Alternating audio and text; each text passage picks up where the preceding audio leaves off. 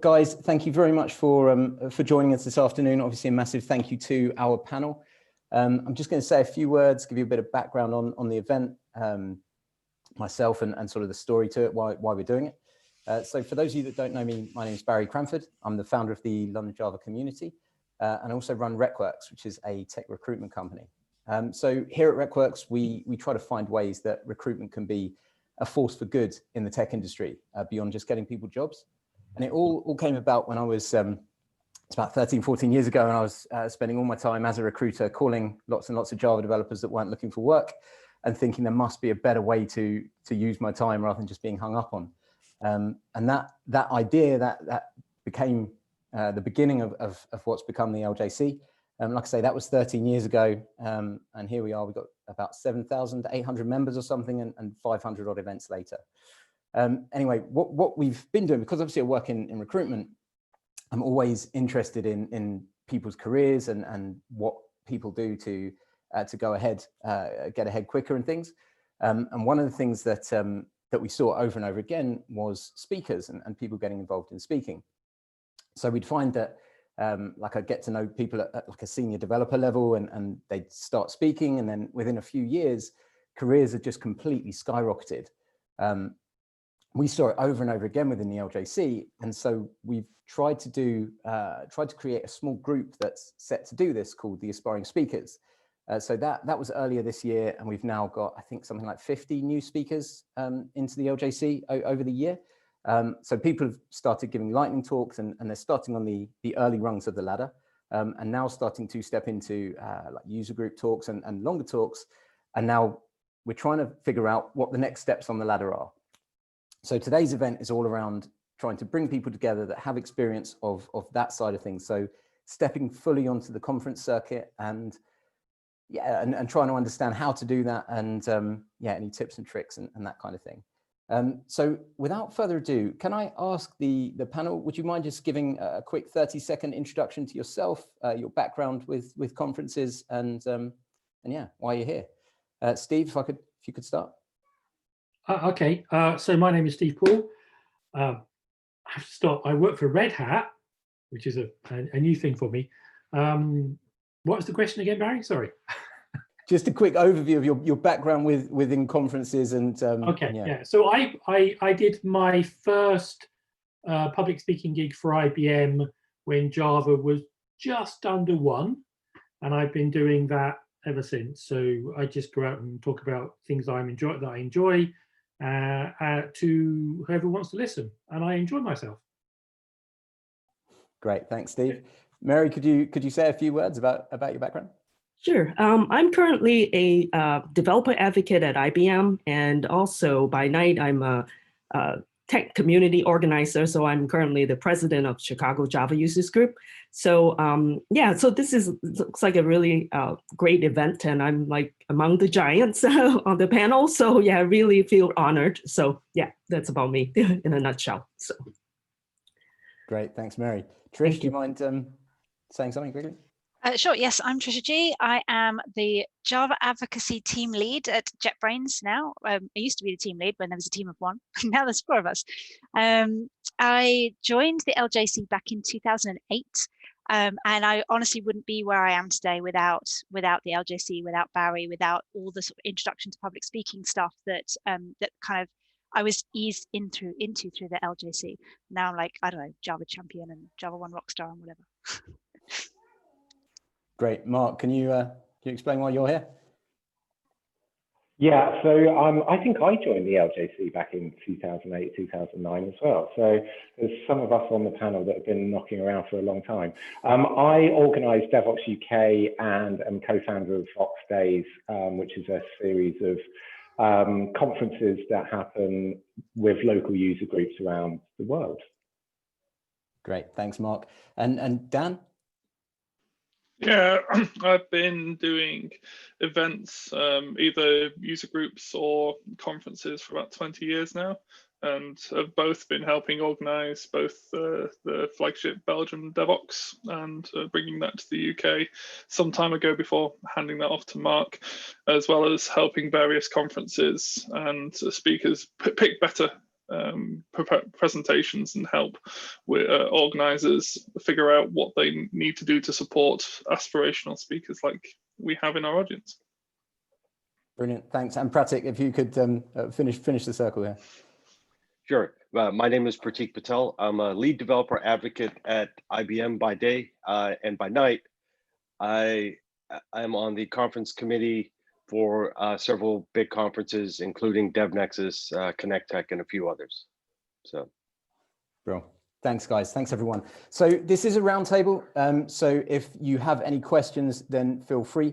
I've got some questions that I'm going to fire at the panel, but please do unmute your mic, jump in with questions, or just put them on the chat there.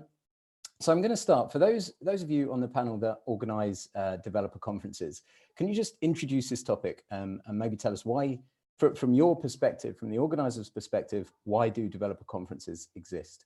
What's in it for you guys? It's not for fortune, put it that way. I think, look, ultimately developer conferences bring together a kind of group of like-minded people, and it's a space where you can see these relationships grow and partnerships and ideas form. And outside, they're very organic, and they grow with a community. In a way that corporate-led conferences just don't. And so it's a very democratic space for people to learn and grow. I can speak to the foundation of DevOps, which came out of the Belgium Java user group. When user groups running on a monthly basis are all fine, you can get an individual speaker. You've only got an hour together once a month, and luckily, inside of Belgium, they have some corporate development requirements that you have to spend a budget on training. And they clubbed together and said, well, rather than going to these vendor-driven conferences where some vendor tells me what I should be wanting to do, why don't we all get our mates together and run our own conference and have our people together? And we know enough people now that will come and speak together. Let's get together for a couple of days. And then it grows from there. And it really is a difference between a vendor-driven messaging of we want to get our messaging out, as say Atlassian do at their vendor conference, and they will bring other people in to support that messaging, versus the user group approach of a conference, which is we want to get more of what we get on a weekly basis. Why don't we condense this and all get together in a more condensed couple of day fashion? And then a conference is born, not out of trying to make money or trying to promote a particular company, but to try and learn, share, and evolve each other.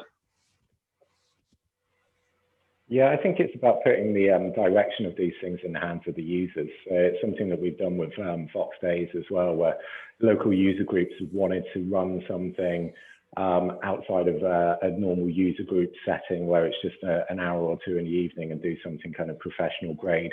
And it means that ultimately they get to see the growth, and it's an investment in the growth of the people within a user group community.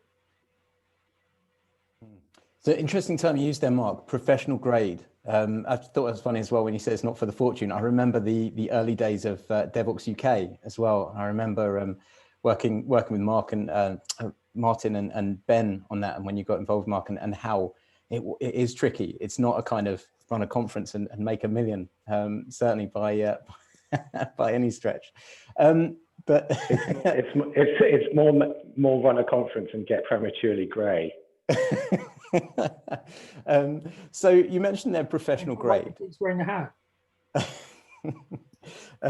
You mentioned their professional grade when you say something that's a bit different from the user group, and Dan said there a user group is an hour a month or something like that, whereas you want to get more of that, and then you said something that's maybe professional grade. So I'm keen to understand this, like the step from user group events to conference events. Is there a step? Is it a myth that it has to be any better at a conference than a user group, or is that reality? Where do you guys stand on that from maybe the expectation standpoint? Do you mean from the speaker's point of view and the talks that you're giving point of view?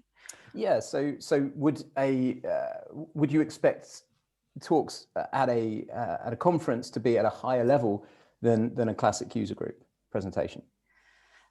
I think the expectation is that the talks are, higher grade, because often the attendees have to pay a fee to get in. It's a little bit different to user groups. I think the reality is it doesn't have to be that different. So even when I was beginning as a presenter, I would give my talk at the London Java community first to get a sense for, does it work? What sort of questions does the audience have? Is it kind of the right kind of talk? And then give the same talk but slightly evolved at a conference. So it's not a case of you have one audience and one set of presentations for user groups and a different audience and a different set of presentations for conference. But I think there is an expectation of a certain level of, perhaps not necessarily polish, but I don't know, a little bit more experience perhaps in terms of speaking at conferences. I don't know if that's really true. That's certainly the impression. I would say that every speaker I know, if they're going to do a talk at a user group, they're going to go in with the same mindset that they want it to be as good as it possibly can be, whether it's at a user group or a conference. I think what you'll see is that with a user group, with the time being limited, sometimes you can only get one, possibly two talks into a user group meet. Whereas you go to a conference and you're going to see 3, 4, 5 streams running in parallel in different rooms, and you're bringing people in potentially from all over the country, all over the continent, all over the world to speak about things as well. So you get this mass of amazing content all in one place. I think I want to backtrack a little bit on what I said though, because I don't want to put speakers off from things. I don't think one should allow that to put oneself off from presenting at conferences. It's definitely true. There's a lot of high grade speakers there. There's an expectation perhaps from yourself that it's going to be a certain level of speaker. But when people are at conferences, when attendees are at conferences, they just kind of want to learn stuff. They're not necessarily looking for the world-class stand-up comic, or they're not looking for Steve Jobs or someone like that to be presenting at them. I've been to a bunch of conferences, and a lot of the conferences where the talks where I've really learned something, you sit in it for like 50 minutes, but you come back with like that one thought you didn't have before. And that's what I'm always trying to get across when I'm giving my presentation. You don't have to give an amazing world-class Venkat standard presentation. You just have to reach a couple of people in the audience with like 1 or 2 points for them to go away and think about. Because the other thing about conferences, as you said, you're going to be in talks all day. You get saturated very quickly. So really, you're only, as a presenter, all you're trying to impart is like 1 or 2 small points. You don't have to like cram all of your knowledge into one amazing 50-minute presentation. Yeah. That's a good point, Trish, actually, because if you do try and cram too much in, it's just overload for the people watching, and actually you see more confusion than anything else at that point. There's an element where, as a speaker, you can provide too much information.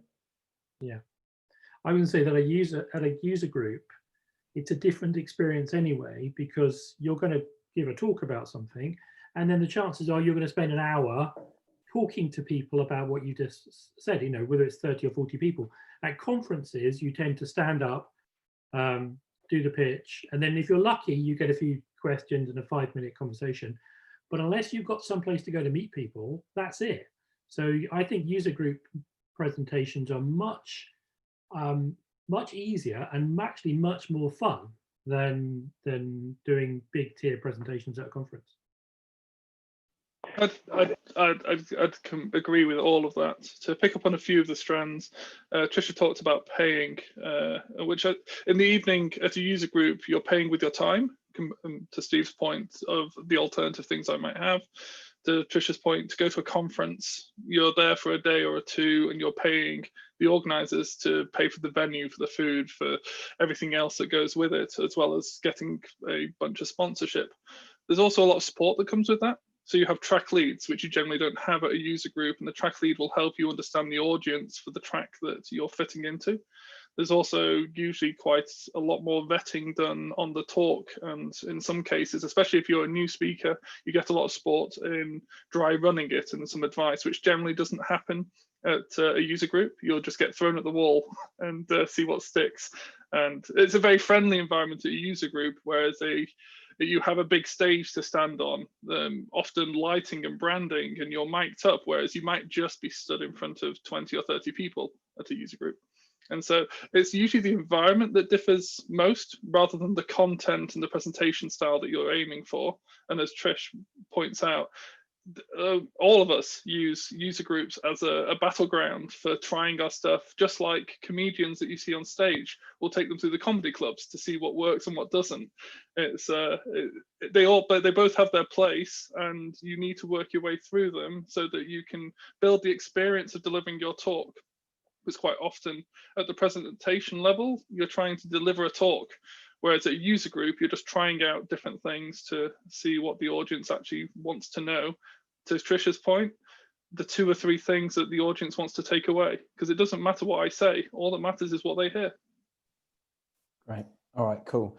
So I think what I'm taking from this is that it doesn't have to be like overly finished and polished and all that kind of thing. If you've got a good talk that has gone down well at a user group where people actually learn something, then that's good enough to kind of enter into a conference. Okay, all right, that's what I think I took anyway.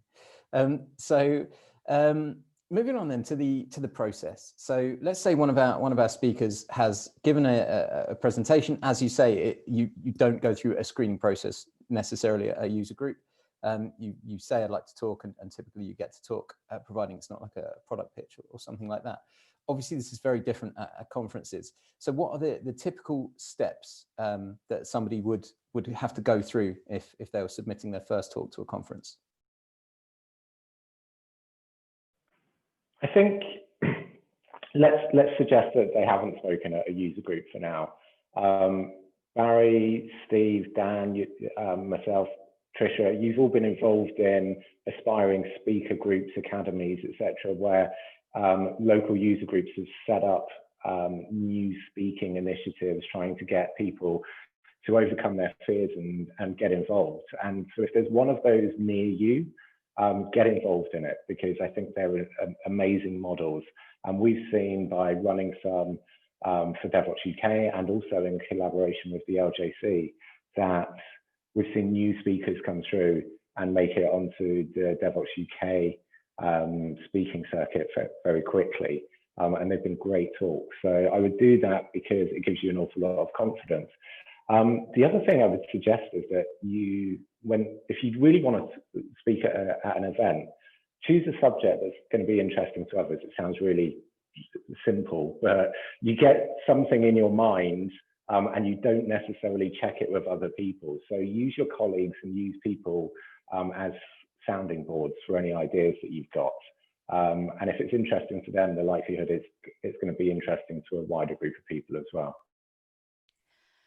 I have some insight into getting your talks into a conference from like 2 points of view. One is as a speaker right at the beginning, and 2 is I've been on the program committee for DevOps UK, and I also was a track lead for QCon London and a couple of other conferences as well. All of Mark's advice is absolutely spot on and great. One of the things I remember about going through the backlog of submissions for DevOps UK is the sheer quantity of admissions that you get. You get a lot, and so the first thing you want to do as someone picking one of those talks is you pick the big names that you've heard of. So you kind of get those people, but then when it comes down to, then you've got a whole bunch of other people, and how do you pick them after that, especially if they're newbies and you don't know their name? It helps if you have some sort of portfolio. So if you have spoken at a user group, it's really helpful if that's been recorded. And we're only talking about maybe one talk. We're not talking about a portfolio of dozens of talks at other conferences or any of that stuff. It could just be as simple as an event like this, the lightning talks that Barry runs on the Fridays, they're recorded, they're on video somewhere. If I can see, if I'm trying to pick the talks I'm going to pick for this conference, if I can see your presenting style, the things that you kind of like, not just about how comfortable you are, because a lot of presenters, even experienced ones, aren't that comfortable, but if I can see, oh, this this person has value here and here from a short 5-minute video, then you're much more likely to get picked. So having some sort of portfolio related to that, if you don't have much of a portfolio, having a sponsor, and this comes a little bit into sort of what Mark was saying in terms of if you are part of these aspiring speakers groups, then if someone like Steve comes to me and says like I've got this aspiring speaker, I know you've never seen this person speak, but they submitted to DevOps UK and I think that you should let them in, then I'll be like, all right, I'm going to give them a chance because Steve knows what he's talking about. So if you have a sponsor and someone who can potentially, like this happened to me in QCon London, because they don't have a CFP process. It's a little bit more about like building the track that fits a particular theme. So if I got suggested by Martin Thompson for the Java track because they kind of wanted him to do something. So it can be a little bit of having someone senior who can help to push you forward into a particular position as well. So whenever I'm reviewing, sorry, go ahead, Mike. I was just going to pick up on Trish's point about a portfolio there. If you've not spoken at an event though, most CFPs ask you for some kind of evidence support. Often it's a video link, etc. Don't be afraid to just do a video which is effectively a pitch of your talk just to camera and upload it to YouTube and link them to it in your CFP submission, because that just shows people that you're willing to take some time to do this, but it gives a bit of personality to things as well. And it really helps because just with DevOps UK, for instance, we get like 800 to 900 submissions per year. We can take about 100 talks. So you can do the maths on that to work out how many don't get in versus the percentage that do. Anything that can aid your cause, and a little video presentation is one of those things. Just invest the 5 minutes to do it. So one of the interesting things that comes up year on year is that it's not this iron wall that you find people hidden behind the committees. You can get on these committees. DevOps ourselves takes people. So if you want to see what it's like selecting and picking, come and join us. We take 1 or 2 newbies and we'll teach you how to do it. And actually it's quite simple. During our blind review, and the blind review is where we don't know who the speaker is, so we can take away gender bias, etc. And we're just picking that because it's Venkat. At this stage, we're just looking at 4 things. We're looking at the session type. So if you're just looking to do a quickie during lunch, we have a much lower bar of quality than if you're going to take up a 45-minute. Certainly, if you're trying to pitch yourself to get on the keynote stage, there's just different expectations. We're then looking for your expertise in the subject area. Are you a key committer to the open source project that you're wanting to promote? Or have you worked in this area for 5 years and you're wanting to, what are your credentials to stand up and talk about your knowledge? Then it's your message. What is the thing you're actually wanting to get across? Great, you want to talk about OpenJDK, but what is the thing you want to say? Those 2 or 3 things that you're wanting to get across that Tricia was pointing out, condense them and make them clear so we know what you're about to stand up and say. And then finally, your style. We can have some great topics and some really terrible speakers. And if we need to work with you on your style, we certainly will help.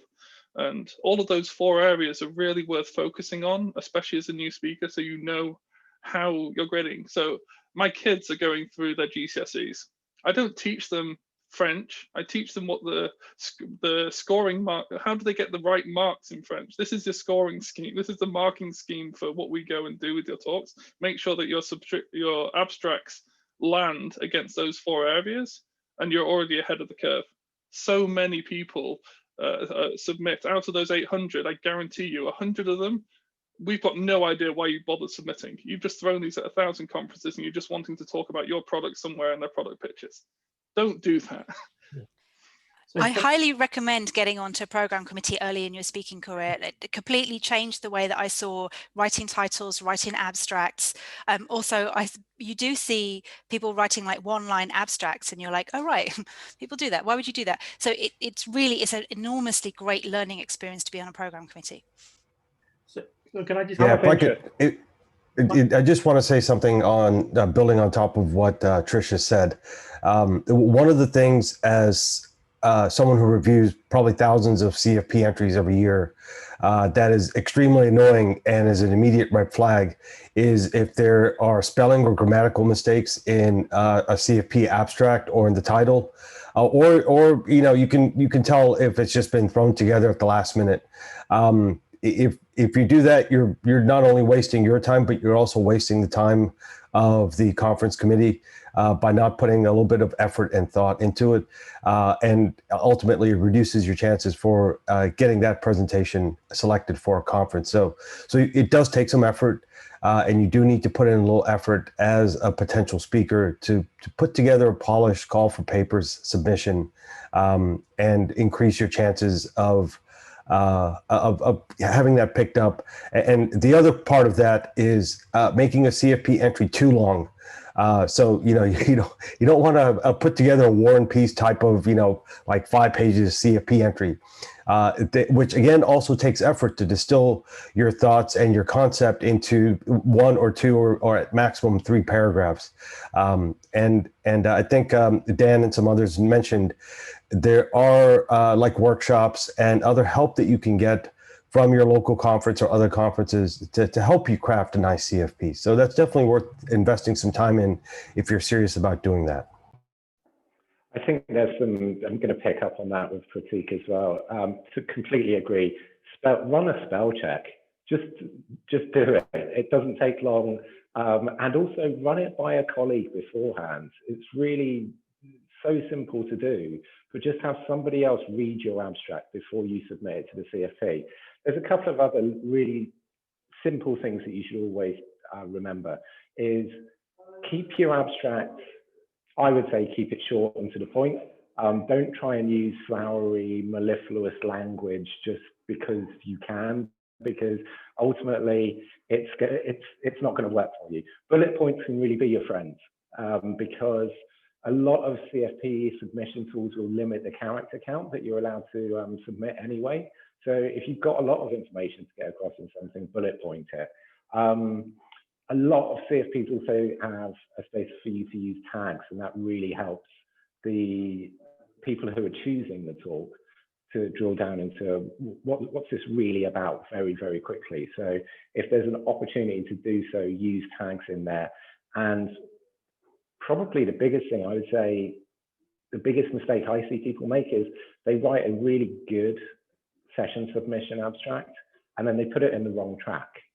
And so by doing that, it's basically being seen by the wrong eyes, and therefore your chances of being accepted are greatly diminished, because when you've got 1,000 talks or so that have been submitted and you've got teams hived off into clusters based on the tracks that are there, and they're only reviewing something, say in the cloud space, and they've got a Java submission sitting in there, they might turn around and tell their colleague, hey, this is in the wrong space, please take a look at it. But with the sheer volume of stuff that goes through and past their eyes, they don't always get an opportunity to. So some really good abstracts fall through the cracks because they've just been tagged wrong or put in the wrong place. At Devox, we've done a couple of years, and it's hard work because I've picked it up and gone through all the submissions and red, amber, green them. Red would mean a submission that was just inappropriate. Someone wants to come and do a book tour, and they want to come. You've not thought that the one-line abstracts, they get redded. They should never even got to my eyes. They're wasting my time. They've wasted their time. And we usually send out emails telling them, you never stood a chance, don't bother. But the ambers were really interesting because they were the ones where you could have done better, but you fell off the Devox getting 800 submissions for 100 slots. If you're not green, you don't get in. And so that's feeding back to the ambers why they weren't there. So, for example, you're talking about a thing that you have no expertise in, or you're obviously trying to do a sales pitch in an area that you shouldn't be doing. Here's how you can change that to get yours up. And then green is the really unfortunate slot, and Devox is there. You can give a perfect pitch. You can be we've turned Venkat down for slots because we've already got, he gave us 4 talks and we can't really put 4 talks in for Venkat, even though we would have loved to. There's nothing he could have done better. It's just, you didn't make it. Sorry about that. We've got to pick, only so many slots can fit in the track. And if you can work out where you are falling down in your submission, are you just unlucky and you didn't make it because others were better, not that you could have been? Or is it that there is something you can do? And often if you go off and approach, we only have, out of those 800, I only have 3, 4, 5 that actually, when rejected, come back and say, hey, can you tell me how I could have improved? It's crazy. I would have happily responded to 20, 30, 50 if they just asked. And so finding out if you're in that amber and how do I get up to green, so that the only reason I don't get accepted is because they wanted someone else rather than I could have been better. That's something to work on. It's something that really accelerated my acceptance rate when I was speaking in the early years. Can we just talk a little bit about the expertise that we think we're looking for? Because that came up when we talked about how much expertise somebody needs to have. I don't want to give people the feeling that to get into a conference, they've got to be a Formula One driver. There are grades of knowledge and capability from our speakers and our aspiring speakers. So what would you look at if you were looking at, we had an aspiring speaker and they submitted a great talk? What would you do for them? What would you expect of somebody? So if somebody said I was going to do a talk about, I don't know, Java 8 or Java 11 contents, would you take that from them or would you take that over from somebody else? What's your criteria for the new speakers?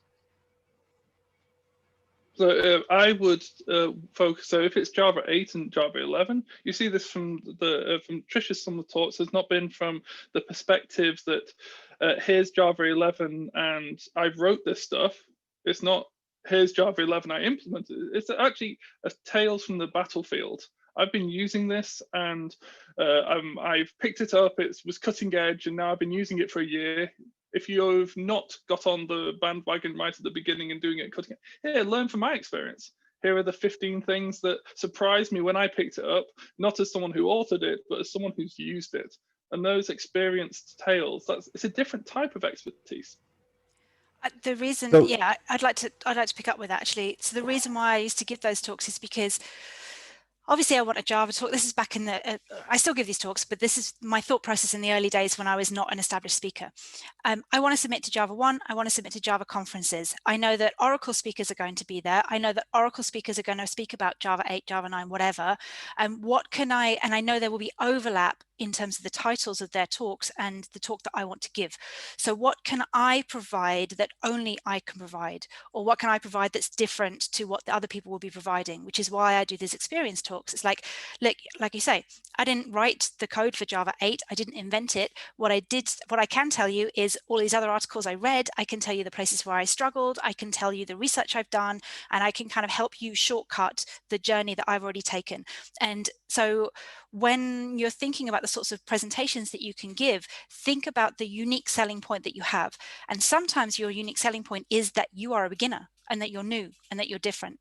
And that's very unique, because lots of people on the speaking circuit are very experienced. And I actually prefer the unique selling point of, I didn't really know how to do this. This is how I struggled. Yeah, that's actually a really good point that I think a lot of people miss, which is you don't have to be an expert in something to be able to give a good presentation on the topic. And if I'm blunt and honest with everyone here, assuming this is not being recorded, sometimes the people who are experts are actually very crap speakers and don't give a good presentation, right? So it's knowing something really well and being able to explain it to others are two different skill sets. There are some people who have the ability to do both well, but honestly, when I'm looking for a presentation on a specific topic, or if someone submits a good idea, I'm usually more interested in whether or not they're able to give a good presentation as opposed to being able to, like, in excruciating detail, define how Java threads work or whatever, right? Whatever the specific topic is. So I don't feel like you have to be limited in self-limiting by what you know in terms of a topic, right? And to kind of take Steve's question and answer a completely different question to build on this, one of the things that I look for the events that I do call for paper reviews for is things which are fundamentals, right? Everyone wants to talk about the shiny new toy that, that's out currently, whether it's Kubernetes or Quarkus now or whatever, right? But a lot of times we pick up things which I consider to be bread and butter types of presentations, things like JUnit, right? It sounds like a boring topic, but as a conference committee member, I feel it's important that attendees have the ability to go to a talk on using JUnit 5 or a presentation on effective Java with like Java 11 or something like that, right? So it doesn't necessarily have to be something that is all shiny, but something that is topical and useful for developers is what I am constantly looking for, as opposed to just the thing that's the current hype train. And here's the thing, as conference organizers, we really want new speakers, because if we have the same lineup every year of the same people who are deemed to be the experts and therefore more likely to be accepted, we're just producing identikit events. And so why would you go to one over another, etc.? So we want there to be new, interesting and fresh perspectives on things.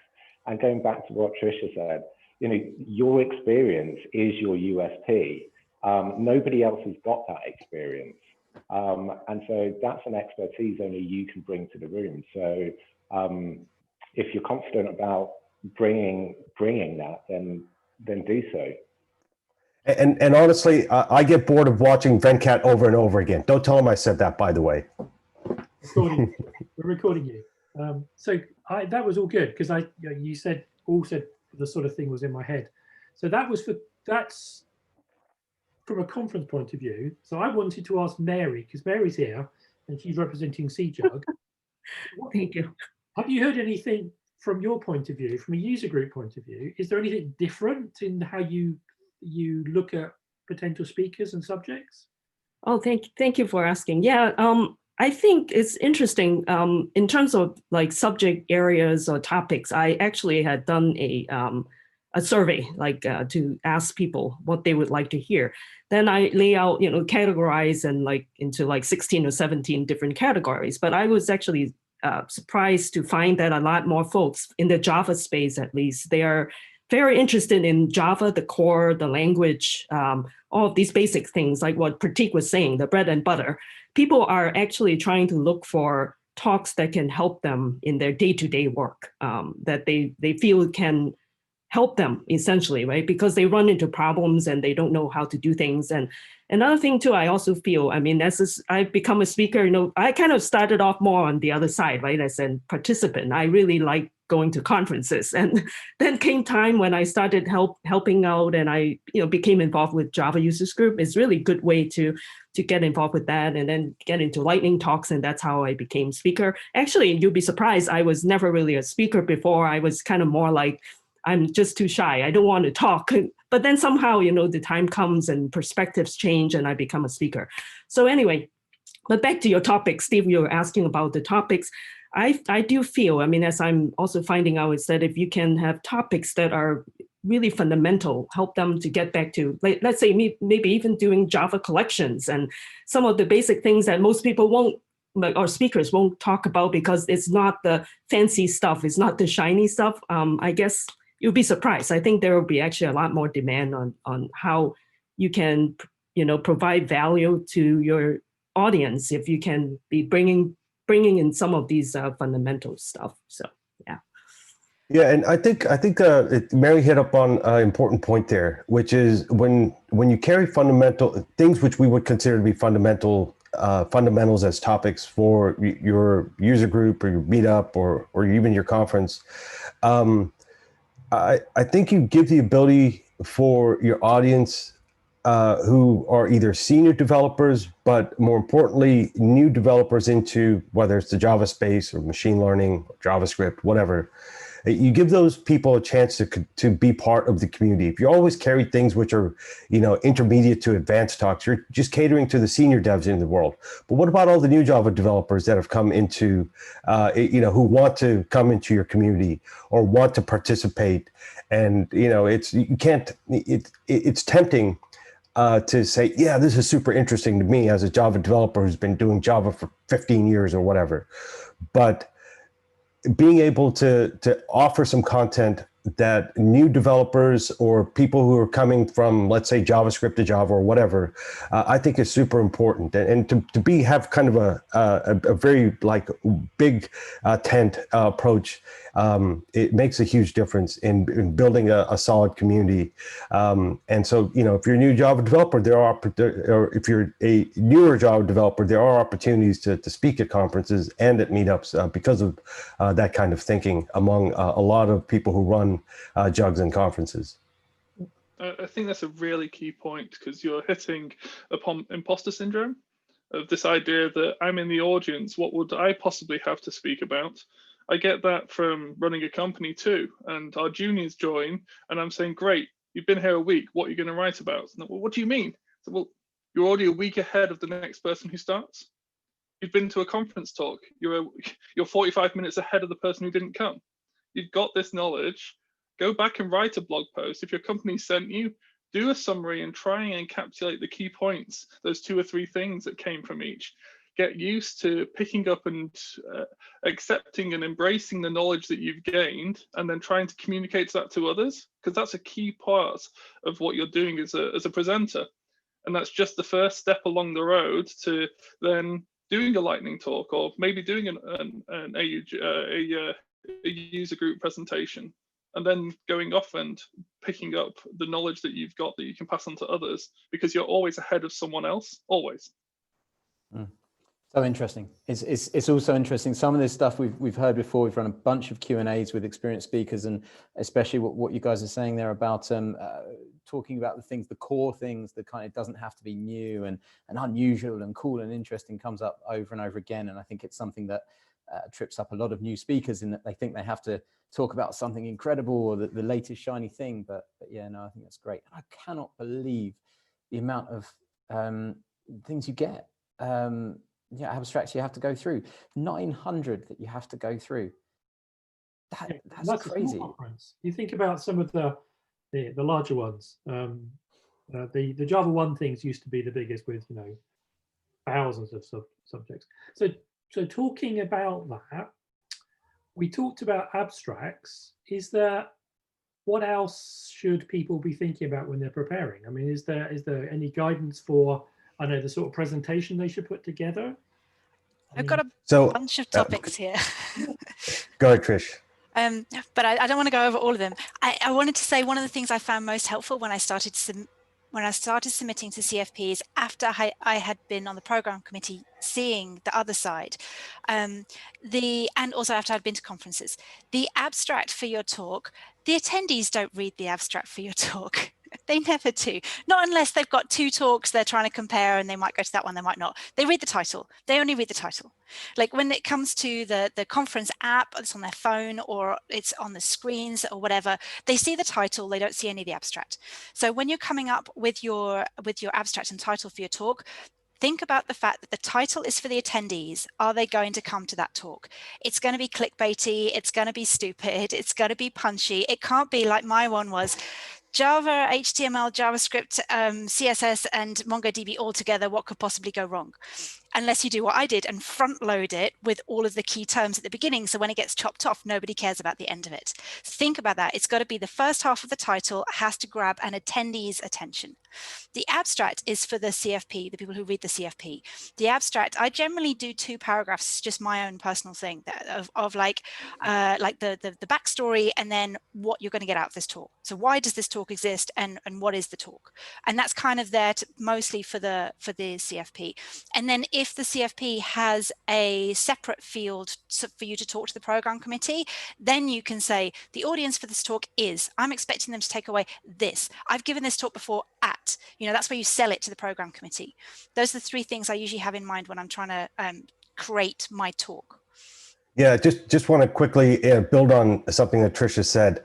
I absolutely love it when a CFP entry in the abstract or somewhere in the forum has a bullet list, a concise bullet list of things that presentation will cover. Because that makes my job like 100 times easier. I don't have to parse all the words and figure out what you're actually trying to say. You've told me in a bullet list that you're going to cover A, B, C, and D. And that is like, for me, that like lets me know immediately. And it actually increases that chances that that presentation will get accepted. So anyways. So Steve, you were talking about other things rather than just the abstract. And I think getting up and doing any form of public speaking, be it standing up and presenting to your retrospective group, get used to people looking at you while you present something, and that confidence in effectively owning an opinion and sharing it, and doing so puts you in a very vulnerable state. And believe me, there isn't a conference speaker alive that hasn't had butterflies every time in their stomach before they stand up, and they get off stage every time feeling like a superhero and want to do it again. And that buzz is something that I crave, and it makes me go through that rigmarole, and that you get that whether you're stood in front of 20 or 10,000. And I've done both, and it's the same. It's exactly the same. The only difference is you can't count the heads. And getting up and getting used to getting over that bit and feeling what it's like to build to deliver a presentation is really key. And also find opportunities at work to build a presentation where you have to do 5 or 10 minutes and report on something, and you have to put pictures together, and you have to have slides behind you, and you have to think. So one of the key things I learned was an audience can only do one thing. They can look at a picture, they can read some text, or they can listen to you. Never ask them to do 2, because one will fail, and it's almost always you're talking. And so Kevlin Henney does a wonderful presentation on how to control the audience's attention. And if you watch his keynote that he did at DevOps UK, I want to say 2015, but around then, he was talking about being a programmer.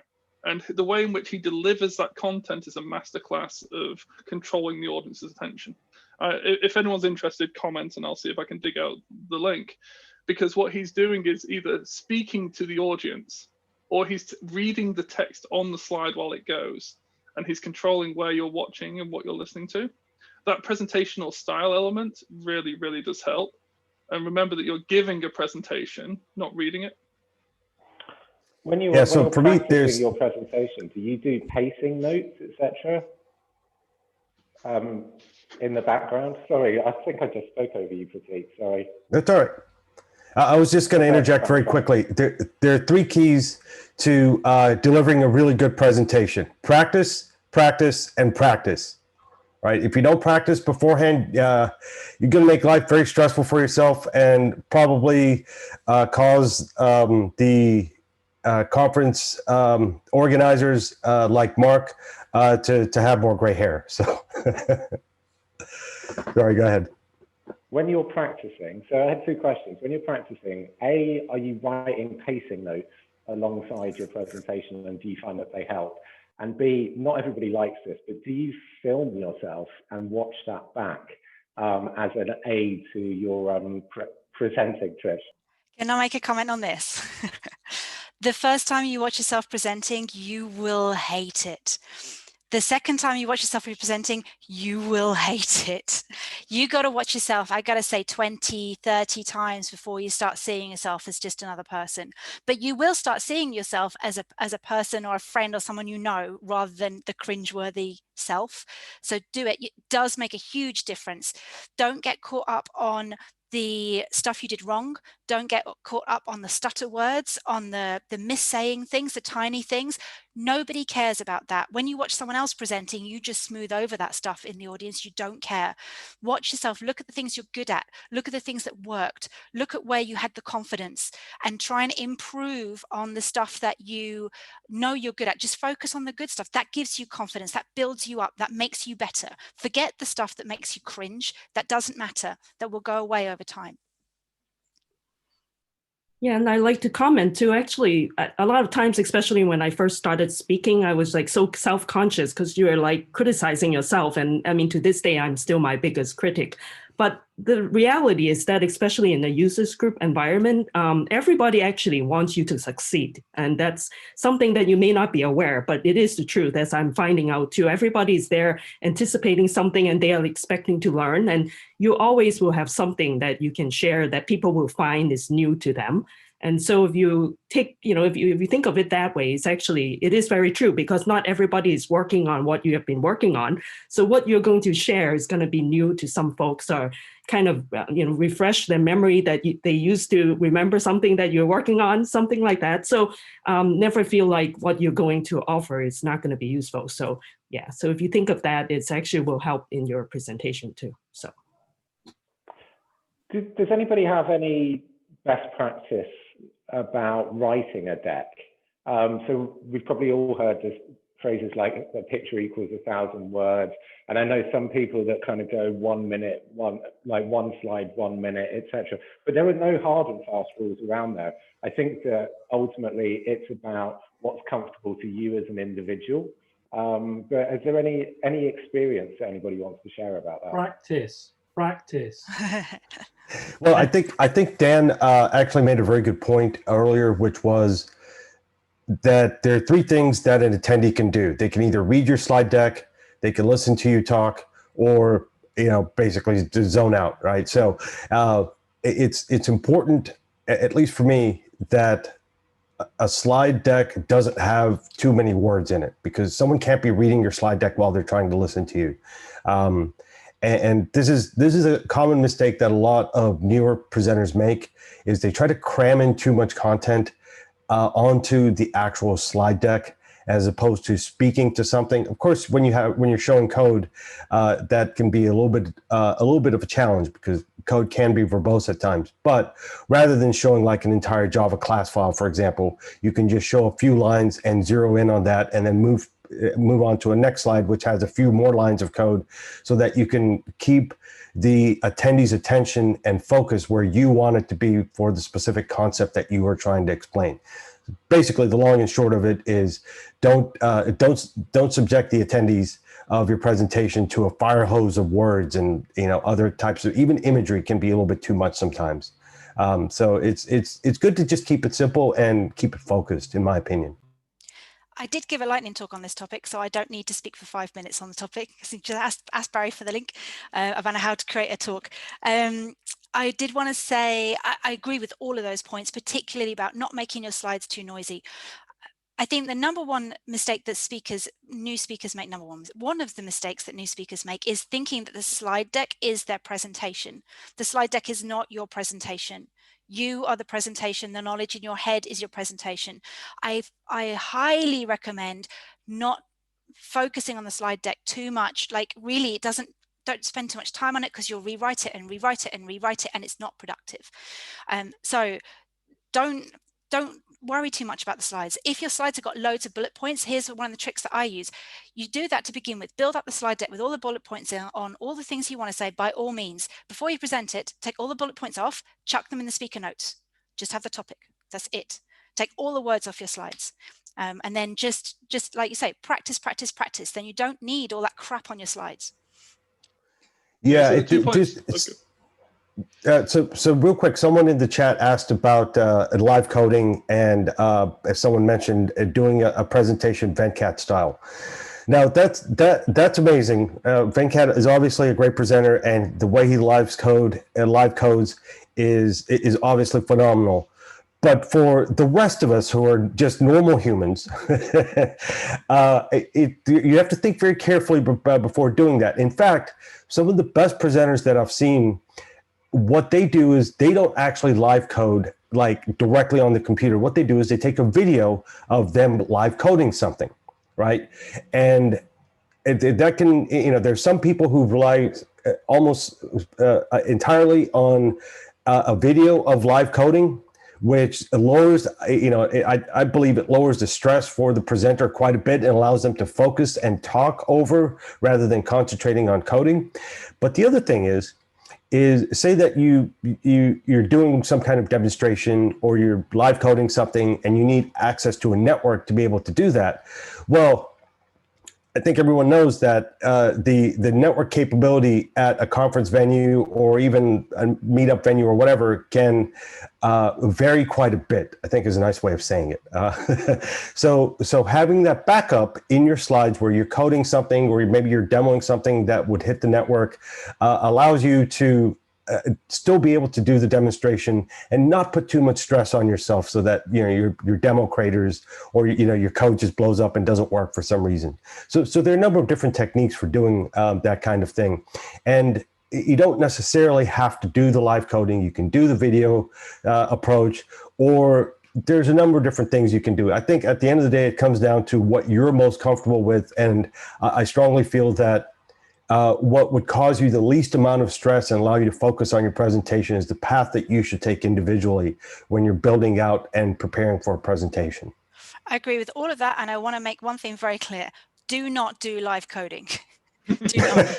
Speaking as someone who does a lot of live coding, do not do live coding. It is very difficult. It requires a lot of practice. It requires backup plans. It requires you to know it inside out. It requires you to feel comfortable asking the audience, what did I do wrong? Can anyone help me there? It is insanely difficult. Do not do it unless you absolutely want to do it. I'm really trying to stop doing it. Now, the problem is I've got famous for doing live code and everyone always says, do you want to do a live coding exercise? No, I do not. It is awful. Do not do it. Yeah, I've yet to find do it and you're ignoring Trisha's advice, which was pretty blatant there. If you do decide to do it, what everyone said, practice, practice, practice, treat it like a musician would preparing for a concert. That's how on point you need to be. And the other thing, it's just a simple little thing. Check with the conference organizer what kind of mic setup you're going to have. Live coding one-handed whilst holding a handheld mic is a big no-no. Yeah, I've yet to find a live coding session that I've been to that really couldn't be replaced by a video. That really couldn't. Yeah, you're showing off, fine, but don't. There's no reason. And if you do have to, always have a video that you can fall back to, the backup plan. Watch lots of talks. There's so many talks. I mean, we've all got our heroes out there. Sit and decompose them like you would go and look at the source code for your favorite library. Figure out what makes them great. Why do you like them over someone else?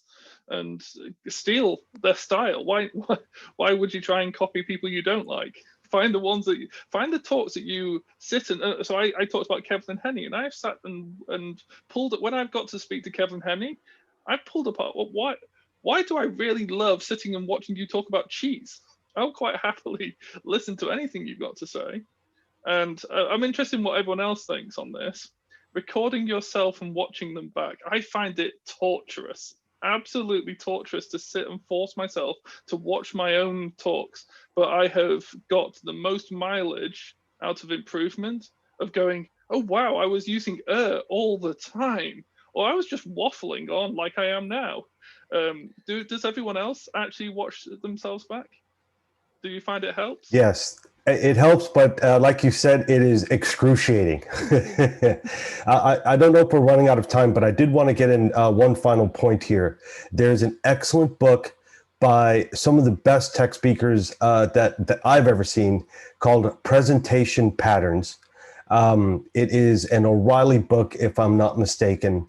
And the book is a bit old, but the advice that's given in that specific book is very good, and it covers kind of some of the things that we've said here. Specifically, it's not about having one specific style for doing presentations. What they do in the book is they cover 5 different styles for giving presentations. So if you're, especially if you're new to speaking, or even if you're not new to speaking and you want to improve, you can read this book and say, you know what, I believe that my presentation style best fits what's in chapter 3, for example, right? Or someone like Nate Shuda, or Matt McCullough, or whoever, right? Basically, the authors analyzed several different styles, and they present and distill those styles down and give advice on how to present in that specific style. And that's why I believe that's like one of the best books, because it doesn't lock you into one specific way of doing it. It helps you find your own presentation style and your own voice. And that's what really makes what sets you apart in a lot of ways. Is it's your voice that you're trying to get out there, right? You can try to emulate Venkat, you'll never succeed. You have to find what works for you and how you can express yourself in the best way possible. Guys, I think we've run over there, but thank you so much for the panel. That was so good. Also, I'm so sorry I didn't get to the questions in the chat. I've noted them all down. I'll fire them to the panel, and I'll find out some answers for you for everyone that's asked everything. So thank you everyone for tuning in and joining us again. Thank you to everyone on the panel. Anyone that's interested, we have lightning talks on Friday. Dom, have we still got one space? Yeah, we have one space at the moment, and we've talked about him a lot today. We've also got Venkat coming for a Q&A on Thursday as part of our aspiring speakers group, so I'll send out some links. We won't tell him what you said. Yeah, we won't tell him what you said. Please tell him that Pratik doesn't like listening to him anymore. That would be great. Yeah, so if you're interested, then contact Dom, contact myself, LinkedIn or anywhere. We run this aspiring speakers group that I've talked about at the beginning. Would love to have anyone in that. So we do loads of different things within there. Obviously, we do the lightning talks. We get feedback.